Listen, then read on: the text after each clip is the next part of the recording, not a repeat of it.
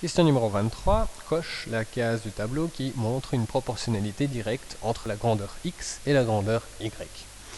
Rapidement, une proportionnalité directe, ça veut dire que chacun des x se transforme de la même manière en y en subissant exactement la même opération.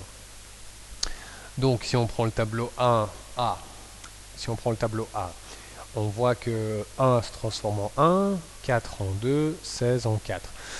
Donc là, clairement, vu qu'on a 1 qui se transforme en 1 et 4 en 2, on remarque que la proportionnalité directe n'est pas respectée. Donc de toute façon, le tableau A ne peut pas être la bonne réponse. Après, il nous reste B et C. Alors B et C. B, quand x vaut 2, y vaut 1. On dirait que soit on enlève une unité, soit on divise par 2. Dans ce cas-là, quand on regarde les autres, 4 et 3 c'est toujours moins 1, c'est pas divisé par 2, et 6 par rapport à 5 c'est toujours moins 1.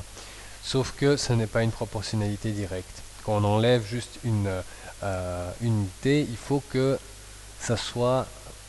c'est une soustraction. Alors, une proportionnalité directe, ce n'est que via multiplication et division constante, via une constante, que ça fonctionne. Donc, en fait, par élimination, vous avez compris, la réponse c'est C. Mais je vais vérifier et justifier. Pourquoi? Alors, ici on a un 3 et un 1. On dirait qu'on divise par 3. Vérifions si c'est la bonne réponse. Est-ce que 6 et 2 c'est divisé par 3? Oui. Est-ce que 15 et 5 c'est divisé par 3? Oui. Et ben voilà, on a trouvé notre proportionnalité directe. C, c'est la bonne réponse.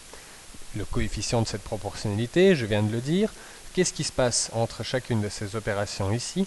On divise à chaque fois par 3. Donc, quand on divise par 3, le coefficient de cette proportionnalité est 1 tiers. Donc on prend 1 tiers de 3, 1 tiers de 6 et 1 tiers de 15 pour obtenir 1, 2 et 5.